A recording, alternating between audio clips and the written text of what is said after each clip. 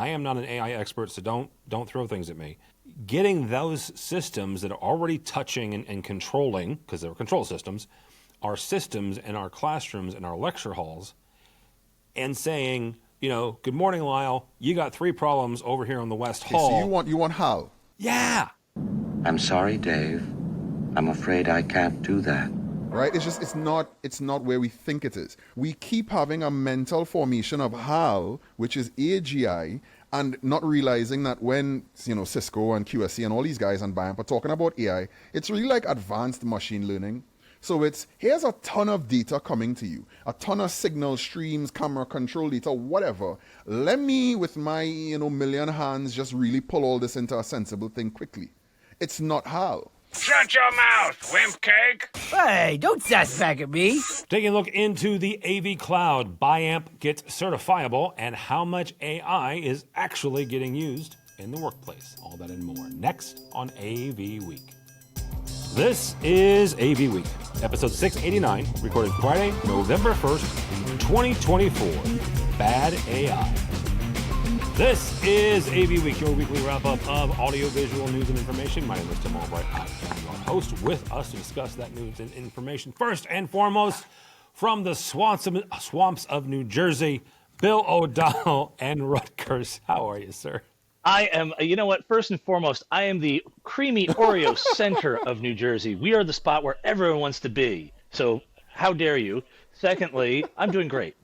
You're in Jersey Shore? We're the bedroom community that the Jersey Shore goes to. Anyway. I have a dear old friend, George Tucker, who worked in Secaucus, and he would refer to that as the swamps of New Jersey. And you guys are really close to Secaucus. Okay, no, all right. That is true. The Meadowlands is a swamp. Ooh. We actually have bedrock. All right. The other gentleman that you're here laughing at me is Lisle Waldron. Lisle is from the University of Trinidad and Tobago. Welcome, sir. Hey, long time no see, guys. Ooh, the swamps of New Jersey. I've just been to Orange, shout out Team Orange, rest in peace, Clark Kent. We had a fun show when I was out there. Jersey's not that bad, Tim, come on. It's not that bad, but the rest of us states, it's one of those states that the rest of us, the other 49, get to laugh at every once in a while. Touche. And they have the Jets that try to play there. Yeah, but let's not discuss Iran and that debacle. Yeah, go Bears. Go Bears. Go Bears, indeed. First story comes to us from My Tech Decisions. You can find it other places. A new study from Jabra reveals a striking disconnect in AI adoption across workplaces. While an overwhelming 84% of business leaders, hang on to that for a second, business leaders express confidence in artificial intelligence, only about a quarter of office workers are actually using AI tools in their daily work. This highlights a significant gap between executive enthusiasm and practical implementation. Study, which surveyed 1,800 AI decision makers and 4,200 employees across multiple countries, found that although most business leaders are bullish on AI's potential, 82% admit they need better understanding of how to effectively deploy it. Feels a little bit like the bosses see a shiny thing and think it's awesome. The research also exposed a notable generational divide, with younger workers showing significantly more openness to AI adoption, and revealed that 90% of employees remain skeptical about using AI for creative tasks. Not overly surprised about the age gap there. Lisle, we'll start with you on this. What are we using AI for on a daily basis? You guys are both on campuses, so what are you guys using it for? For me, I have what I hope for and what I'm using it for on my desk, as in on my desk. I'm short-staffed in the administrative component, so I've leaned heavily on Copilot, because funny enough, it's a part of our Microsoft license. We're a Microsoft shop. But I can guarantee you, I was presenting in a conference last year at the Hilton down here, and I'm going through how I was using AI to help me do my budgets, my operating budgets for the year. Okay. The VP of my quality and institutional effectiveness stands up in the audience and goes, wait, nobody told me I could do that. I'm like, it took them 2 weeks, it took me 3 days. I'm like, well, you didn't use AI, right? So there you go. So where is it actually? Look, I'll be real honest with you. Nobody's really using it for much past fix my emails. I'm just being honest. If you're lucky and you have a crackshot whiz-bang IT team or computer sciences department, there are some applications where the tentacles of AI are coming into some business processes. But beyond that, I think the stats in that article are just 100% correct. Nobody knows what to do with it. And all the people that want to do something with it, Tim, exist on two sides of a spectrum.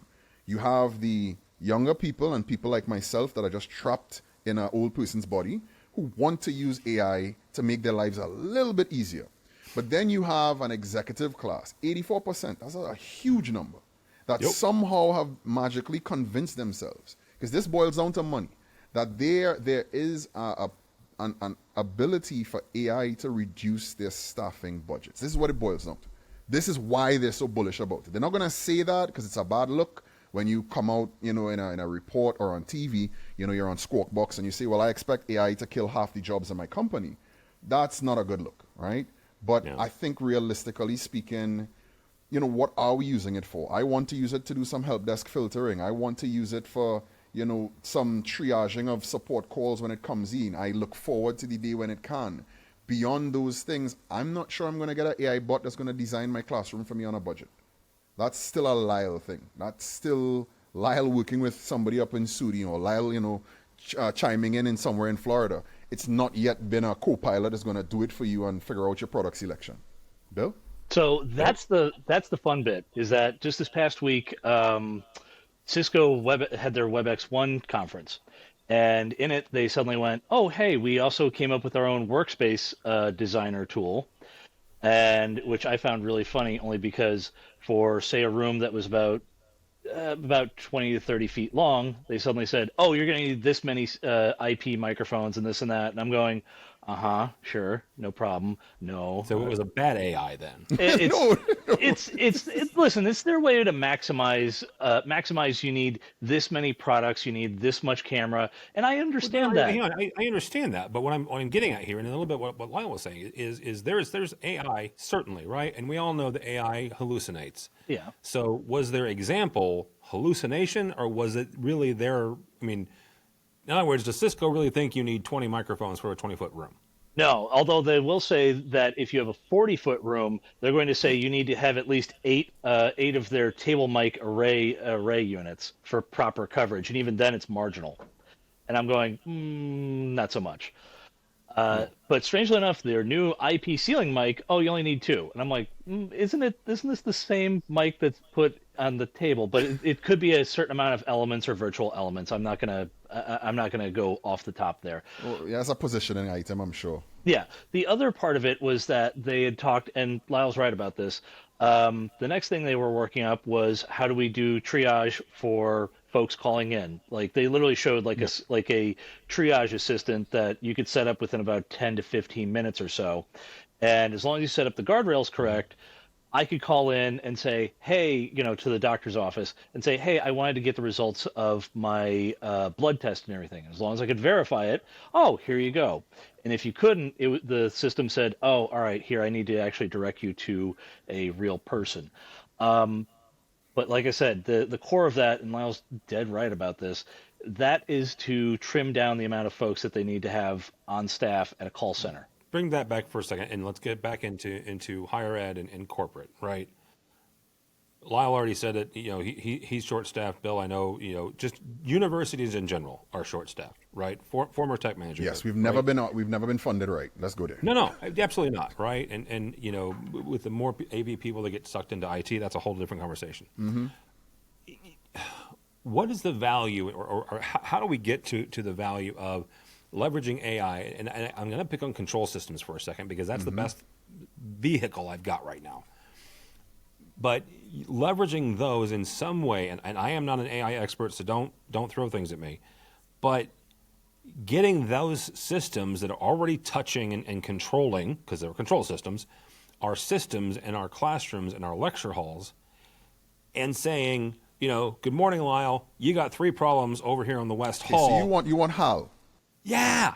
But if I'm me, because y'all have invoked me so eloquently already. So my thing is, and I think we were seeing this in our pre-convo, my issue with all of this is we're making some assumptions and some comfort assumptions about AI.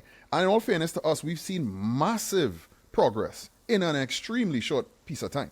What we've gotten from ChatGPT open to the public in the year or 2 that we've had is like 1,000 years of humankind development in a short space of time. So it's not to understate where things are, but let's just get some fact points here. AI is very inaccurate. There was an article I just read somewhere that a CEO for some company went to Microsoft. She asks Copilot to pull up a picture of her leadership team for her company, and it got it wrong. Right? It's not where we think it is. We also, because we've now co-opted and just casually bandied about the term AI, we keep having a mental formation of HAL, which is AGI, and not realizing that when, Cisco and QSC and all these guys and Biamp are talking about AI, it's really like advanced machine learning. So here's a ton of data coming to you, a ton of signal streams, camera control data, whatever. Let me, with my, million hands, just really pull all this into a sensible thing quickly. It's not HAL. So when we confuse those things, these expectations become wild. The accuracy plus that, right? So where I think it is look, I'm okay with the execs up at the top thinking that they're going to just shelve the workforce, cut it in half. You can think that all you want. Good luck, try it. We have a ton of gaming companies that have done it. They've tried to replace, programmers thinking AI could program for them with mixed success. This is not going to work the way we think it is. It is going to work for that call center. It will help me with my ticketing system. Here is my grain of salt in my closing argument to this. This is based on what I know and what we have in the public available domain, Tim, for AI right now. 6 months from now, somebody could, fix nuclear fusion. Somebody could get enough power, and this is electricity I'm talking, base level, so that our existing models could crunch more. Or somebody could develop the Terminator chip that they had to come back in time to destroy. I don't know. So, but right now, where AI is right now, I remain unconvinced, although I am hopeful that there is an algorithm that's going to say to me, hey, Lisle, I know that usually on a Wednesday you teach this, so I've already pulled up this document for you, and the projector's already on, and No, we're with current tech, I think we're like 18 months out to 36 months. And I'm just concatenating still not that. bad though, dude. No, it is, but I'm saying that to you because of what I just, what I started with, which is we've gotten so much development so quickly. Oh yeah. So I can't say to myself, well, 5 years from now, it's going to be like 18 months. No, dude, here's the thing. If one thing that COVID taught me is I stopped asking people what's going to happen in 5 years. Oh, for sure. My limit now is 18 months. Yeah, 18 is mine. 18 is mine. If you hear me ask longer than that, you can email me. Next story comes to us from our friends over at Rave. Gary Kay highlights a critical turning point in AV technology where the proliferation of manufacturer-specific cloud platforms is creating a little bit of a headache for users and integrators. The solution, according to Kay, may lie with Excite. Now, I know Excite, actually former Crestron guy over in Israel that founded it. It's a vendor-agnostic cloud management platform already being white-labeled by players like Planar, Bose, and Legrand. The platform is gaining traction as the industry's first comprehensive solution for unified cloud management, potentially transforming how AV systems are monitored and maintained. This development could mark a crucial step towards standardization in an AV industry that historically has struggled with fragmentation. Experts predicting it could help drive simplified system monitoring for IT directors and AV users. Mr. Bill, what do we want or need from an AV cloud management system? I mean, I won't lie. Everyone keeps saying we all want one pane of glass. We're still getting there. And you said the magic words there. We want to have everything on a standardized, which just about every manufacturer, I mean, let's just go down to the quick bit here, either SDVOE or HDBaseT. How many manufacturers have, that's a pretty straightforward. Half a dozen other protocols by those are, but those are like the easy ones. Those are layup ones that folks should be doing, and they don't even do that. So we're going to go into cloud, and we're going to go into the cloud level on this. Okay. I'd like things to be a little bit standardized and simplified, but I mean, here's the easy one. If I go on on just Zoom Cloud, yeah, I can go and use that already, and I can push updates to stuff that's on Logitech, stuff that's on Poly, stuff that's on D10. I can update the Zoom controller. I can update the computer, no problems, except one. And this is, I get it. It's a closed architecture. I understand that. But anytime we have folks who have any kind of Crestron gear or anything like that, I go, you got to talk to your integrator. Well, you guys can do that. I'm like, Everyone else allows us to push the firmware and standardize stuff on our level, but those guys, it's a closed architecture system. I get it. I'm not gonna say, how dare you, but it does make things a lot easier. And as of late, Zoom's been kind of my, one pane of glass because I can read everything else, and I can even, backfill in some of my older legacy tech into it. Lyle, the first part that Bill was talking, you were shaking your head. So Yeah, I'll let you go. I'm sorry. I do not want AVWeek listeners, because I am an avid AVWeek listener, to think I'm negative Nancy today. But let me give you the. I've never give the multiple choice answer, Tim. I'm always the essay thesis guy. But I can do multiple choice to this one. Not gonna happen. 3 words, right? More power to Excite. I think the product is fantastic. I have no issue with the product. Where the issue lies for me, it actually stems from the convo you all had in a recent show about QSC and that whole acquisition. Yeah. There is no impetus for companies to be a part of a standard until and insofar the European Union says, monopoly, open it up. And let's be real. Based on that, we just saw the third largest company, give or take, just sucked up into a division. Yeah, go over there and sit by that table. AV is not that important broad scale.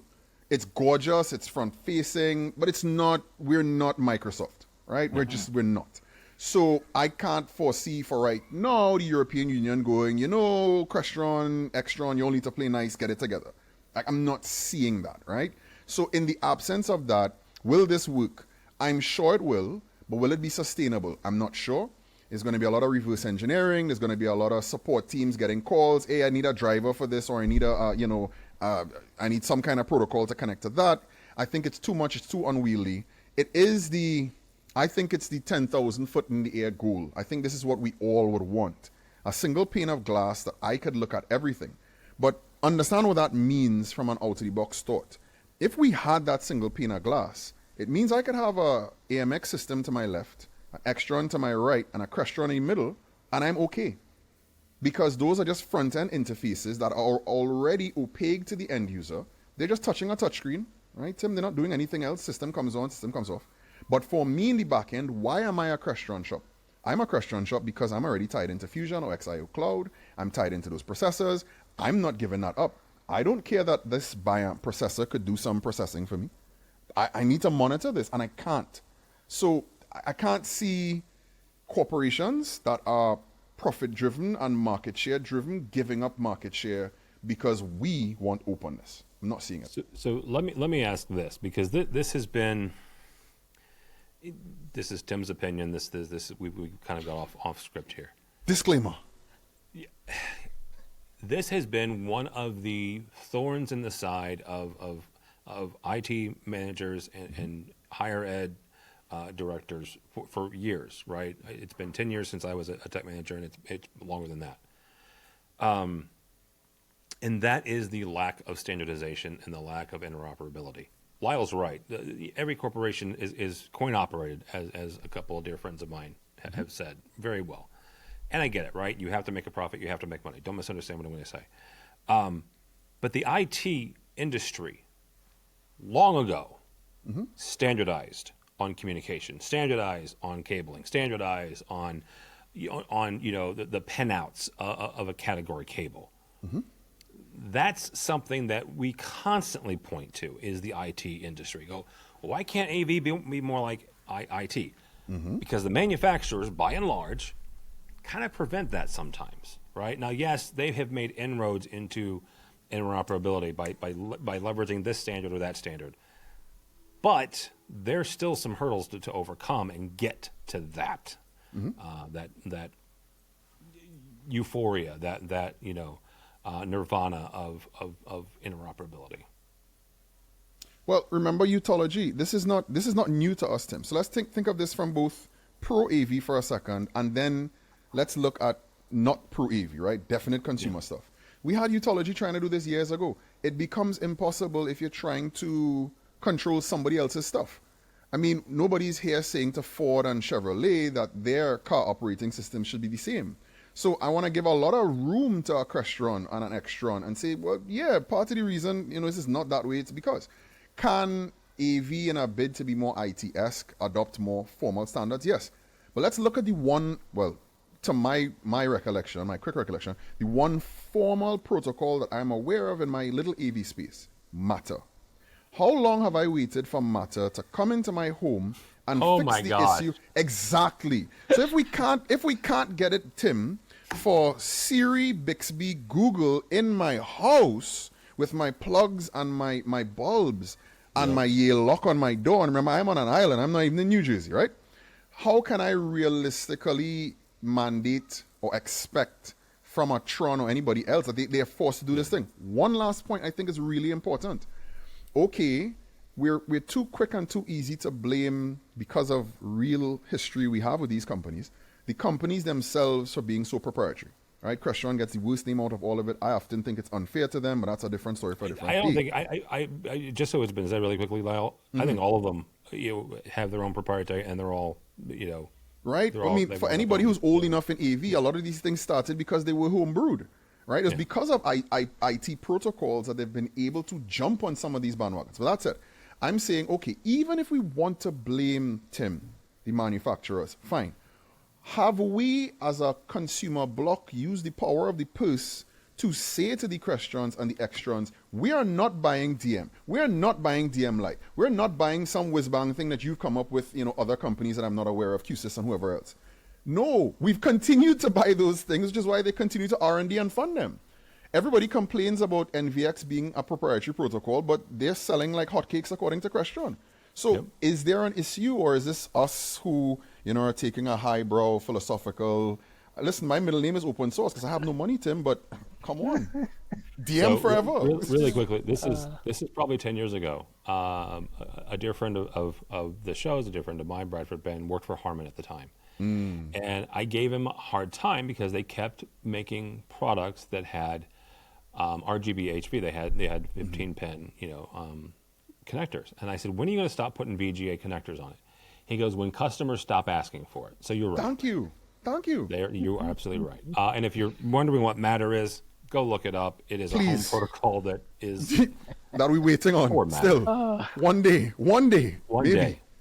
Last story comes to us from our own site, AVNation. Biamp has announced this week that it has received Zoom Room certification across its entire line of medium and large room bundles. The certification covers 8 different configurations featuring the company's Tessera Forte and Devio audio processors, making it one of the most quote-unquote comprehensive certified offerings in the market. Bundles, which include Biamp Parlay, beam tracking microphones, and automated setup technology, promises to simplify installation for integrators while delivering superior audio quality for remote meetings. According to Joe Andrulis, Biamp's Executive Vice President of Corporate Development, these solutions will provide seamless integrations with Zoom rooms of all sizes, offering features like acoustic echo cancellation and AI noise reduction to enhance the virtual meeting experience. Lyle, why is Teams and Zoom certification important? Well, I guess the thing you should have asked is, do I think it's important? Yeah, I actually don't. I don't, through reasons practical, but I do see it as a very important guideline to have. Okay. So because of the agnostic nature that Bill spoke about, with Zoom specifically, what we have here is a situation where what Zoom has done is said, hey guys, so these are things that we will stand behind. And I can guarantee you as a company, if you have a problem and you call us, we know enough about this particular line of products or product that we can assist. Okay. This is no different to my support, side note, my asterisk line in our emails, which is we will support our faculty with any idea they have. However, if you're using an LMS not named Canvas, if you're using a lecture capture system not named MediaSite, I don't have any staff or any expertise that could help you. So my certified systems, MediaSite, Zoom, Canvas, you operate outside of that paradigm, can't help you. It therefore then says to me, Tim, that you could go use that camera from Alphatron, even though it's not, Zoom certified. But you have to now understand that if you do have a problem, your first port of call cannot be Zoom. It can't be the Zoom documentation. It can't be Zoom's phone number. It can't be the chatbot. It's going to be your in-house expertise and your third-party manufacturer. So I love the fact that I have that. I often, before I make a decision, go look at the certified lines. I will then sometimes I go to a manufacturer. So let's say I go to Logitech. And the camera that I end up picking that's best for my situation may not even be the one that was Zoom certified. So I think it's a benefit on all sides. It helps Zoom to corral their support experience. It helps them to not stretch themselves too thin and make promises they can't keep, as well as Microsoft.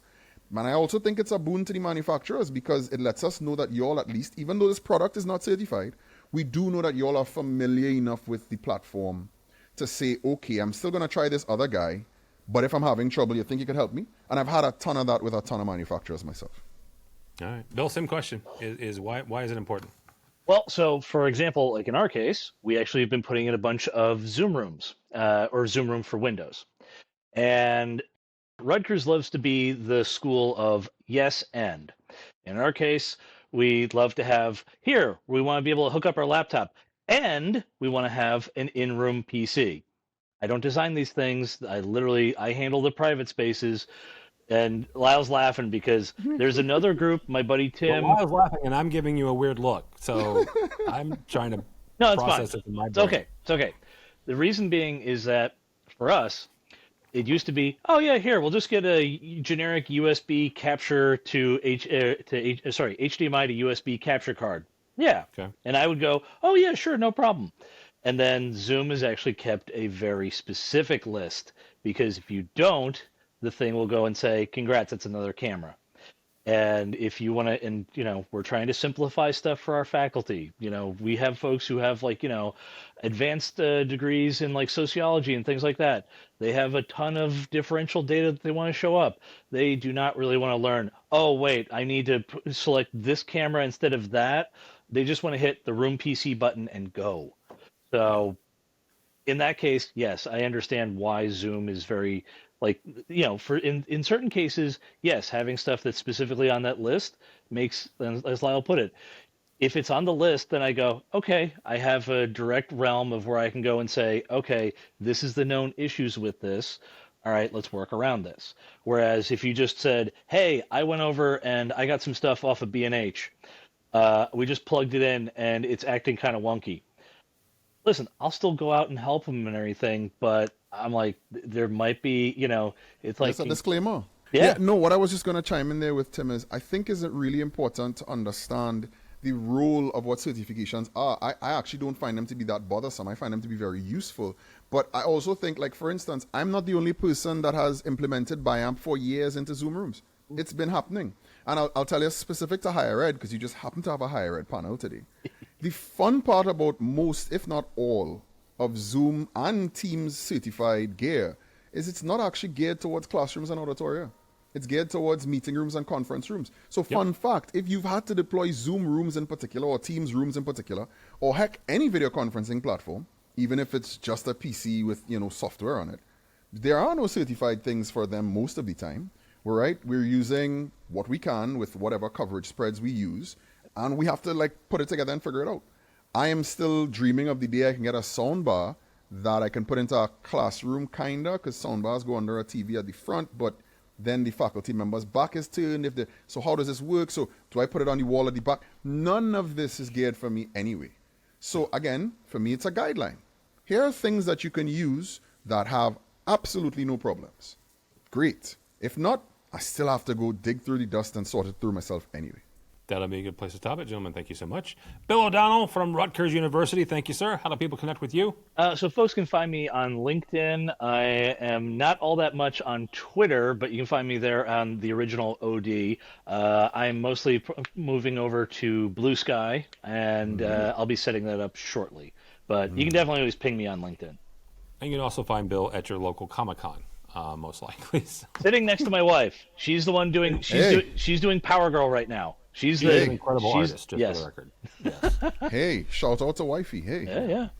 Lyle, thank you so much. Lisle Waldron from the University of Trinidad and Tobago. How do people connect with you, sir? It's always fun. LinkedIn, but I'm not there as often as I should be. I try because of HETMA, but I fail most days. It's my first name dot last name at utt.edu.tt. And here's our first one for the AVWeek show. If you really want to get me, if you really want to dive into my brain, Tim, you call me. That's on 868-683-2442. No, Bill, don't freak out. My number's already on the internet. That's why I will give it out. So I'm there on WhatsApp and I'm there on iMessage and FaceTime because I'm an elitist iPhone user. So 868-683-2442. I think you're right. That is the first time anybody's given out their phone number. So. Yeah, you fun fact. I was listening to Ryan Leslie in a podcast, and he's like, the first social media there ever was text messaging. Absolutely. I'm like, he's right. Yeah, So yes, hit me up on iMessage, folks. You'll get an instant response. Email me. It'll take 24 hours. The problem is, all three of us are old enough to remember, is when we got charged 15 to 20 cents per text. Note Nights I and said weekends. Exactly. Oh, my Note I God. said iMessage on WhatsApp, right? So don't actually text me. It might work out for you. My name is Tim Albert. Do not follow me anywhere because I'm not very interesting. I'll complain about the Chicago Bears, especially after last week.